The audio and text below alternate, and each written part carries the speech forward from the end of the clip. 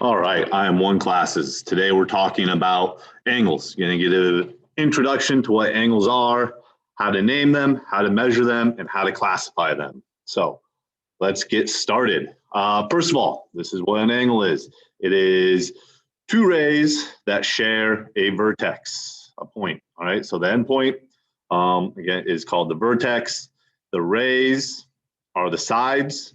How you name this, there's a few different ways to name this. If there's only one angle at the vertex, you can name it just on, don't know why I'm drawing another angle. You can just name it based on the vertex. What you do is you draw a little angle,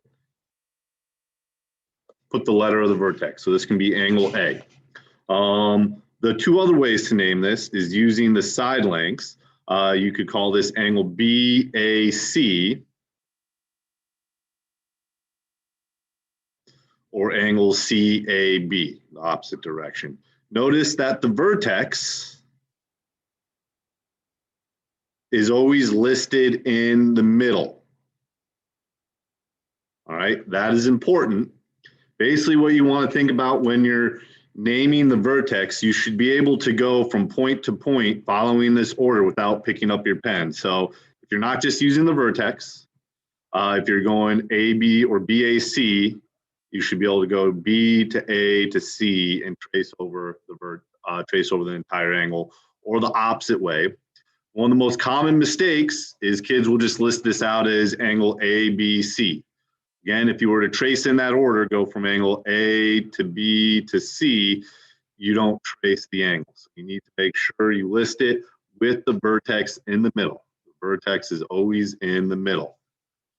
All right, let's look at this, a problem from the edge elastic assignment. So looking at this angle, what is the vertex? Well, the vertex is right here at U. The vertex is point U. Get better dropping that in there. Point U is the vertex. All right. Number two on edge elastic. What are the parts of the angle called? So the parts of the angle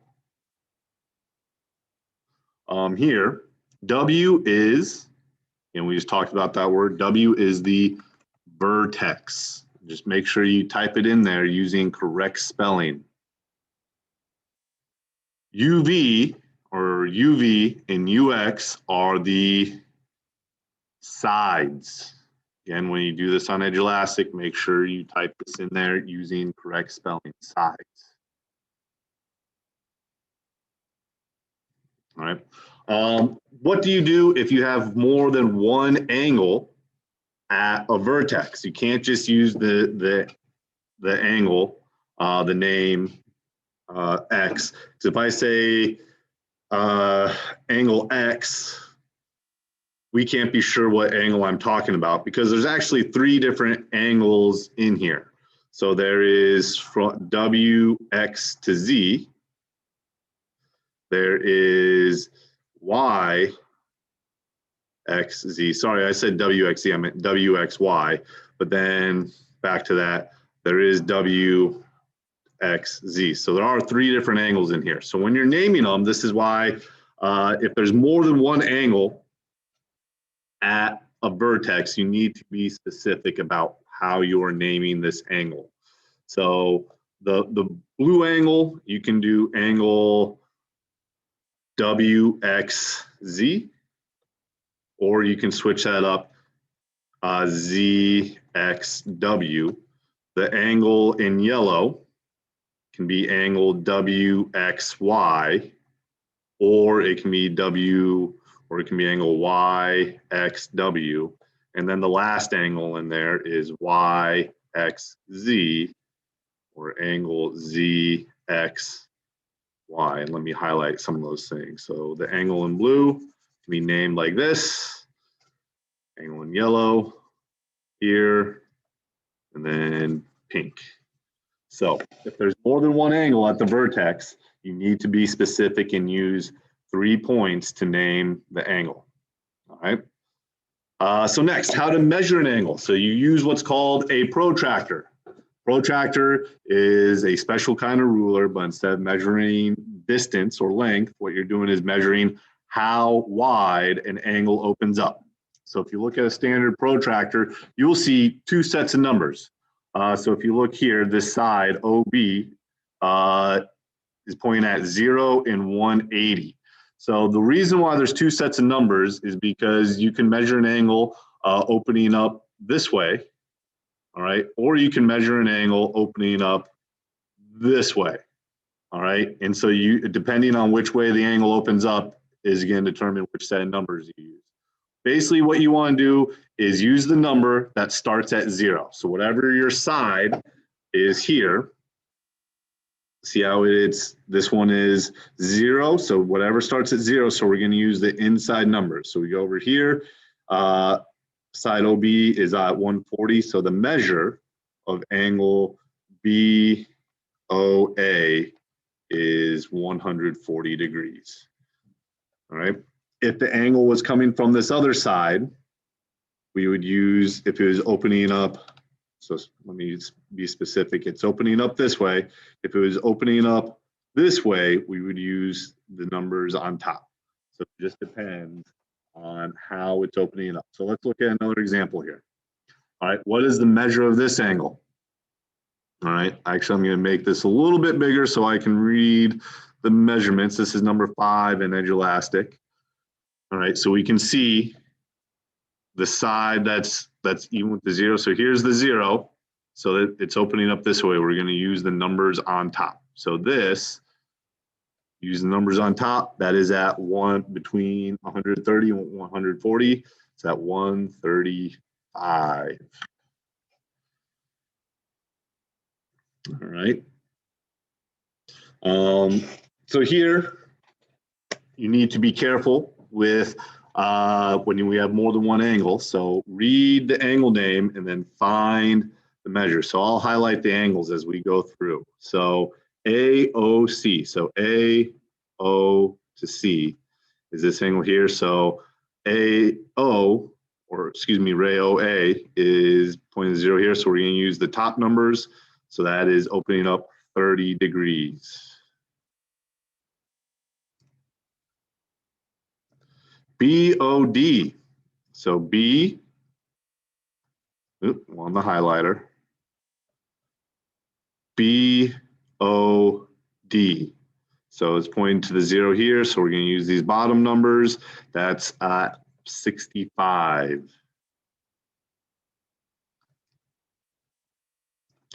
BOC, so BOC. So again, pointing at the 0 here, we're going to use the bottom numbers. This goes over to 150. And then last one, EOA. So E to O to A, using the top numbers, counting up, that's to 140.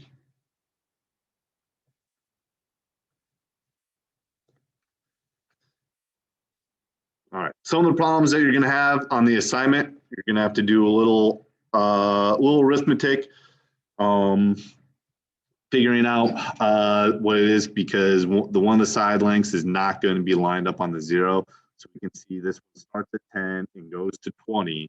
So that has a total measure of 10. All right. So let's look at this one. I'm going to make this one bigger because it's a little bit harder to read. So and for this one, what's kind of nice, it doesn't matter what set of points you use. You can figure out the answer, the correct answer either way. I'm going to use the larger numbers.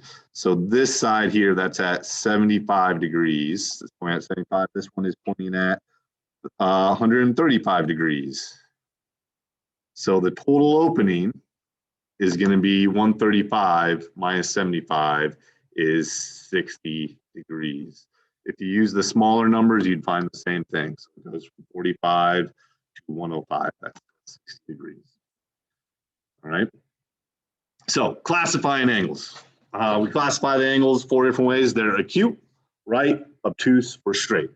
You already know what a right angle is. We've talked about that one. Right angle is a 90-degree angle. It'll be marked with the little box here. A straight angle, that one's easy. It is an angle that's equal to 180 degrees. It's just a straight line. An acute angle is less than 90. So we say it's between 0 and 90. Really, you just need to think if it's less than 90, it's acute.